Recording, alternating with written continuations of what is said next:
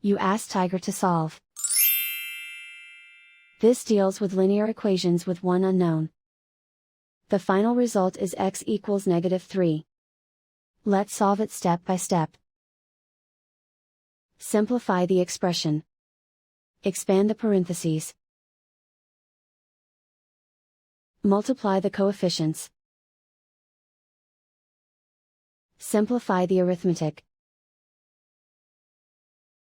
Group like terms. Combine like terms.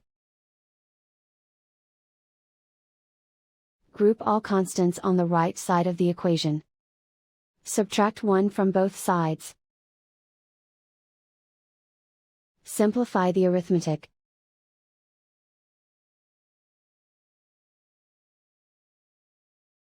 Isolate the x. Divide both sides by -14. Cancel out the negatives. Simplify the fraction. Simplify the arithmetic. Find the greatest common factor of the numerator and denominator. Factor out and cancel the greatest common factor.